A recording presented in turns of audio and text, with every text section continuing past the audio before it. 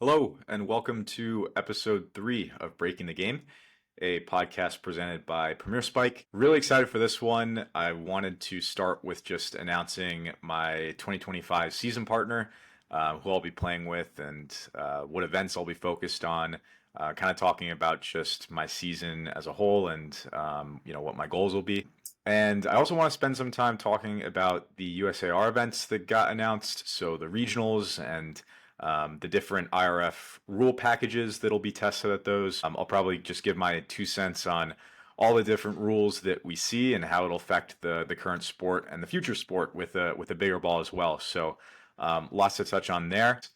There's a ton going on in 2025. I'm struggling to keep up with it myself, but should be a really exciting year. No STS. Lots of you are probably feeling like they don't know what events to play, what to focus on. So hopefully I'll help provide some clarity into my thought process and what my focus will be. And maybe you'll feel a similar way, or you don't know what to look at in terms of tournaments. So I'll just share my thoughts, and hopefully that gives you guys some direction. But before we get into all of that, I do want to announce we're doing a giveaway this episode. Something I wanted to do for a while now in these episodes, but we'll be giving away two big balls, two Premier Spike big balls that are factory prototypes. They're being worked on right now. We're trying to get to a new bigger ball for Premier Spike. I've heard really good things about these. I actually don't have them myself. So a lucky winner will get two of these bigger balls. And all you have to do is leave a comment below. It could be a roast. It could be something nice. Just leave a comment, and I'll pick a lucky winner. Probably just my favorite comment. So get a little creative. But yeah, winner will get two of those Premier Spike bigger balls, and I'm very excited to just see how bigger ball develops this year. We had one major tournament that's used bigger ball in the Christmas Classic, but it was using rally balls and didn't love those. So some actual factory driven bigger balls that are expected to be for competitive play is very exciting. And I guess we'll kick it off into the episode. So starting with who I'll be playing with this year, drum roll, it will be Tyler Fernandez. Super excited to be playing with Tyler. Tyler and I will be going as Drawing Dead, which is a bit of a reference to our interest in poker. And he plays a lot more than I do now. I played a lot more a few years ago when I had more time, and I'm probably going to get back into it. But we both take poker very seriously and have put hundreds, if not thousands, of hours into the game. So it's sort of a subtlety at that, in that anytime you have a poker hand, you could be drawing dead. Anytime you draw us in bracket, you could be drawing dead. I don't know. We have a lot of funny plays on the name, but yeah, very excited to be playing with Tyler. I think this year more than ever, it's really important that for me, I guess specifically, to be playing with a high level athlete, and Tyler is exactly that. I'm as high as anyone on Tyler and his game. I played a few events with him. I played a challenger a few years back in Santa Cruz, and we had a bit of an underwhelming result. And then I played a regional last year that was on the smaller size. It was the South Regional. We beat Double Clutch, who hadn't played a lot heading into that event, but it was still good to kind of knock them off and semi-retire them in the semis. And then we beat Mermaid Sparkle in the finals, put on a fun show there. And I remember thinking at the time, that was actually my first pitcher win ever. Tyler hadn't won a pitcher either, and so we both won a pitcher, and we just had so much fun playing together. I mean, he, in my opinion, is probably one of the top three hitters in the world. I can't really think of someone who's much better at hitting than him. You could argue Gabe, of course. I'm also extremely high and biased towards Tyler, so it's fair to argue against it. But I just think when you look at him top to bottom, from an athlete, someone who can hit any shot, it's pretty incredible what he can do. He's also just a very high level serve receiver and defender. So he really does all the things that I sometimes struggle with, and I think that's going to be extremely relevant this year. In a year with tons of uncertainty and tons of rule changes and not really knowing what a rule set's going to be heading into the later months of the year, it's important for me to be playing with someone who can adjust to everything, and that's playing with someone like Tyler. So super, super stoked, and our events look like we'll be playing all of the regionals except the first regional. I'll be playing the first regional with Matt Spo from the Lemon Lads. Had a ton of success with him in ASL, so excited, Matt Spo, if you're listening, to play that event with him. And I believe it went 5-0 or 6-0 on the weekend, so hopefully we'll have some continued success in Orlando in a month. But I'll be playing the rest of the regionals with Tyler, and sort of why I'll be playing the rest of the regionals with Tyler is, well, I'm treating the USA Roundnet series like the Spikeball Tour series last year, in that's sort of my main goal. Last year with Pack, we had a really great season. We finished number 1 in points going into the championship, so we had the path to the 1 seed. We ended up losing the first round, had a disappointing ending there, but really my goal is the same as it was with Pack, is get into the Pro Division, win the championship. I think Tyler and I can do it. We have a lot of work out in front of us and lots to do, but it's going to be a really fun year. I think this year more than ever is anyone can win. It's going to be really who can adjust and learn the rule set, learn how to play the game in a new light. I'm hoping that there's going to be a bigger ball for the championship. That's sort of partially what led me to play with Tyler. I think when you look at the bigger ball and that equipment change, I don't think there's many people better suited for it than Tyler. Well, for one, he has huge hands, so he's going to be able to adjust to that. But like I said, he's a great hitter, great athlete. I think he's going to be even better than me for the bigger ball. Like, I have some concerns about my ability to be able to adjust. So I'm going to have to pick up the slack there and grind a lot with the bigger ball too. We have some very exciting news with the bigger balls. So the Premier Spike bigger ball, that's coming out hopefully in May. And then we have the Spike Ball bigger ball, which is sort of same look as a pro ball, but it's like a bigger ball pro ball. And hopefully that's coming out in the next few months. So once all these bigger balls come into the picture, I'm hopeful that we'll see rule packages that include these bigger balls at USA events that will help Tyler and I in our goals of making the Pro Division. And I'm hopeful that the national championship this year for USA is using bigger balls. But I guess we'll see how the year progresses, and it'll be really interesting. There's a chance that the championship ends up being with a pro ball, in which case I still have lots of confidence in Tyler and I's ability to compete with the field. So I'm excited, and what is kind of what I know. There's so much uncertainty this year, but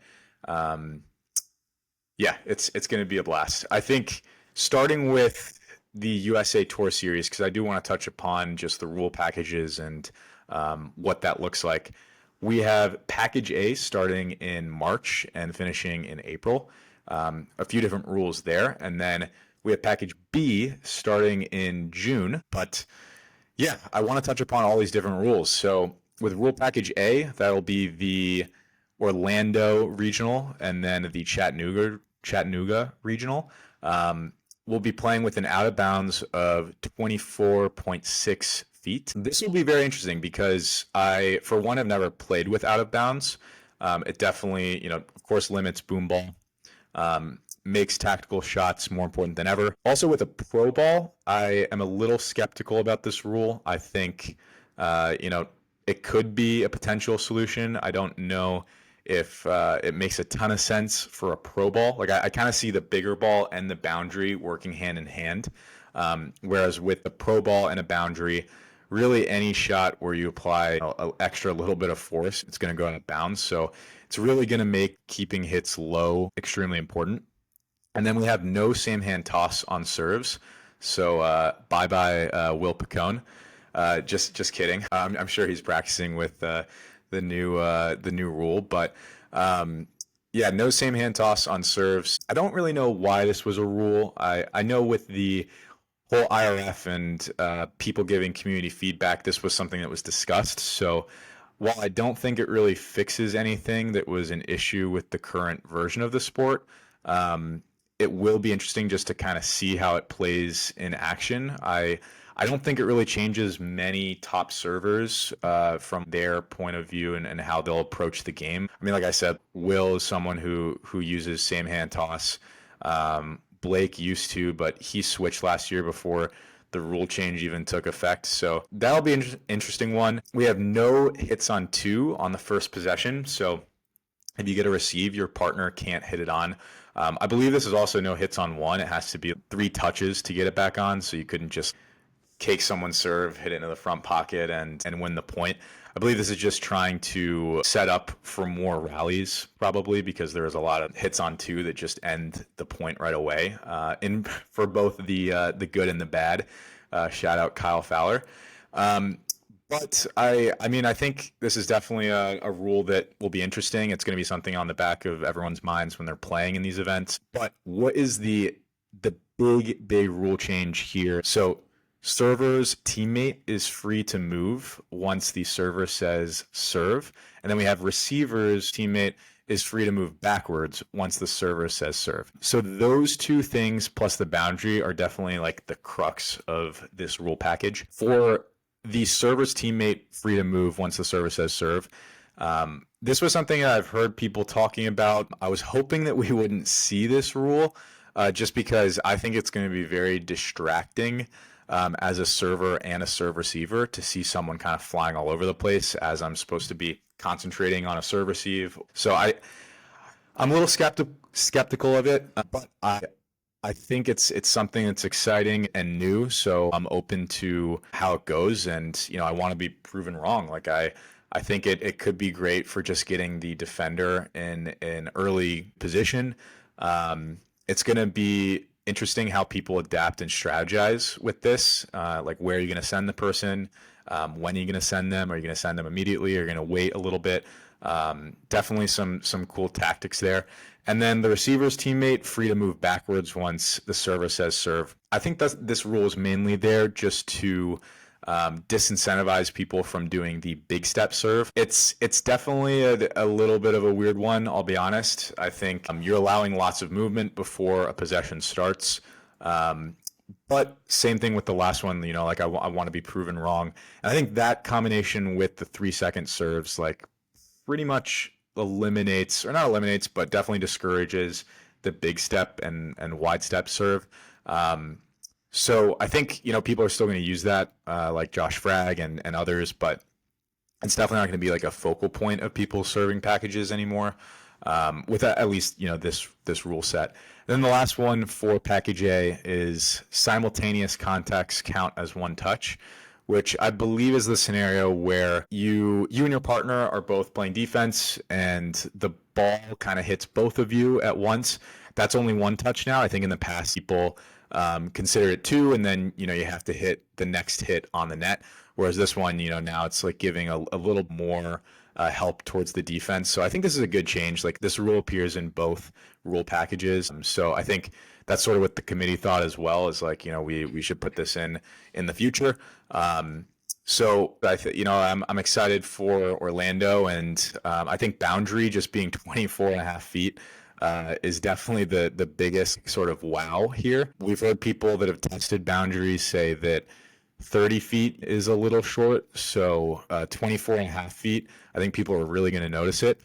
Like I said, I haven't played with boundary before, so can't give like my 2 cents on what that's like. But I do think boundary, just from an outsider perspective, it feels like the right rule change to just make hits harder, to make defense a little easier. We know we need more rallies in the sport. I think other than big ball, boundary is the best way to do that. So very interested in how package A goes. And then we have package B, which is very different. And I'm actually more excited for package B. So package B includes the out of bounds, which will be to be determined based on how it goes in package A. I'm imagining people are going to complain a bit in Orlando and chat. So it's likely that the out of bounds expands a little, maybe to 28 feet or 30 feet. We'll see how it goes, but I imagine it'll be a little bit different. And then we have the no drop zone, which is also TBD. They ran the no drop zone at the Christmas Classic of 7 feet, so inside the serving circle. That was way too big. Really hoping that it's not 7 feet for the June tournaments and that we have something closer to what the no hit zone size is. So we'll see what they do. And then we have the expanded no hit zone. So 3.58 feet for men and 3.3 feet for women. Definitely an interesting one here. I'm a big fan of the bigger no hit zone when I've used it in the past. So I think this is a positive change, and having this boundary as well as a bigger expanded no hit zone, it'll be, limiting some shots for sure. I think like I said, the pro ball concerns me a bit with all these different rules. Like I would have really liked to see how these rules played out with a bigger ball. But unfortunately, like all the new equipment isn't coming out in time. So we're doing some of this testing with a pro ball. And yeah, I mean, I'm excited for both. Like I said, I think package B is a little more exciting for me, but it'll be good to see kind of how package A and package B play out. And that's going to impact what package C ends up being, which is going to impact what the championship ends up being. I think a lot of us are sort of afraid of change, including myself, but I'm very excited for change too. Like I think it's time for something new. It feels like the sport's kind of hit a point where we've seen a lot of the same for the last couple of years. And I think we just need to see something new. So last thing I wanted to touch on is the format for 2025 in terms of tournaments. So the rule packages, these could be used in other events as well. We have the Premier Tour Series, which recently got announced. And then we have the Midwest Series, the Canada Roundnet Series, and the East Roundnet Series, all kind of working along with USAR at the same time. Where's my focus going to be? It's going to be making the Pro Division with Tyler. What does that look like? This year, it's going to be a little bit different. So last year in the STS and previous years, the top 16 teams in terms of points made the Pro Division. This year, it's looking like it'll be 24 teams that make the Pro Division, and then the top 8 teams in terms of points, which have yet to be announced in terms of how the point structure works and whatnot, will make the power pool. So you really want to be in the top 8 if you're a pro team and you want to win the championship. Huge to be in that top 8. Pretty much means that you can show up on the day of the championship if you're 8th in points and beat everyone and get the 1 seed in bracket, and you have a bye. Whereas if you finish 9th in points, you are playing the 24th team in the Pro Division. Anything can happen in Roundnet, and you don't want to be in a Game 3 versus the 24 seed in the Pro Division. So, yeah, it's going to be a really crazy year. I think there's going to be the push for teams that try to make the top 24. Hopefully this encourages more teams to travel and play more events. And then I think there's really going to be a push for this power pool, which we haven't seen in Pro Division Championship before. So props to USA Roundnet and everyone that's been working to make a Roundnet Tour Series that people want to play. I think the championship being moved back really helps this. Last year we had nationals for USA in June or something like that. So there wasn't a lot of hype to it, I'll be honest. Like it was kind of more of a USA team camp more than like a national championship. Not a lot of outside travelers. It didn't feel like a big tournament.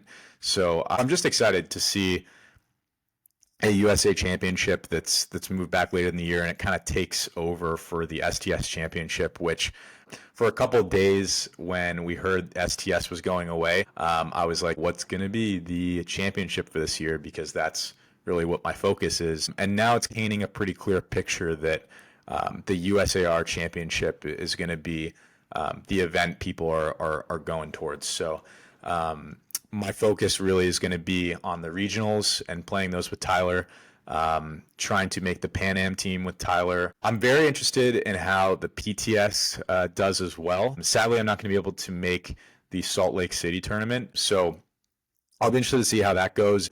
I am sick of pro sets, and that's part of my issue with the rule packages and testing is that we're not using the best equipment in that we're not using Premier Spike.